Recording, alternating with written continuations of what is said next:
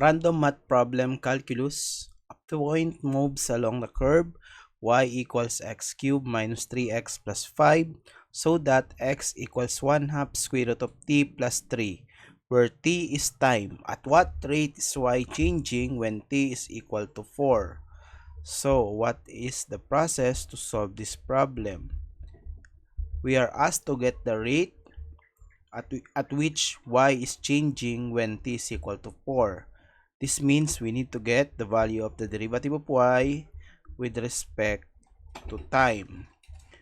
And since we have y equals in terms of x and x in terms of t, we say that dy over dt by chain rule is equal to dy over dx times dx over dt.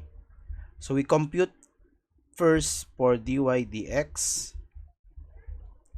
That is simply the derivative of x cubed minus 3x plus 5. So derivative of x cubed is 3x squared. Then derivative of negative 3x is negative 3. And the derivative of 5 is 0.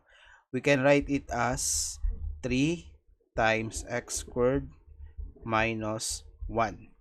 Okay. Next, we compute for the derivative of x with respect to t.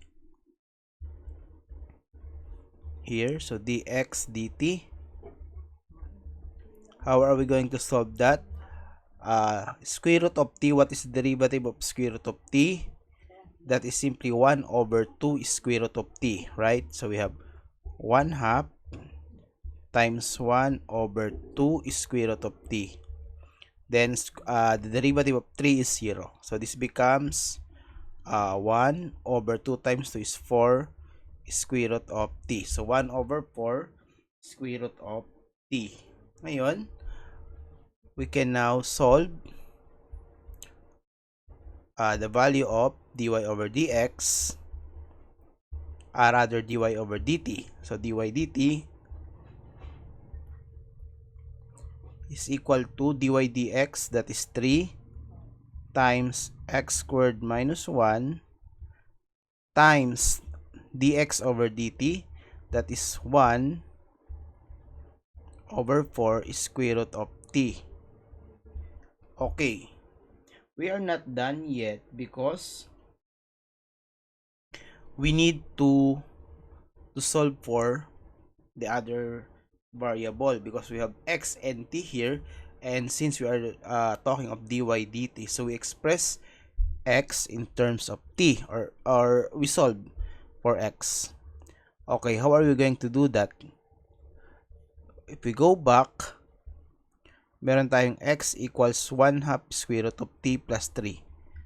So meron tayong 1/2 x is equal to 1/2 square root of t plus 3. And what is our t? That is 4. So x is equal to 1/2 square root of 4 plus 3. And that becomes 1/2 times 2 plus 3. Cancel. So x is 1 plus 3, 4. We can replace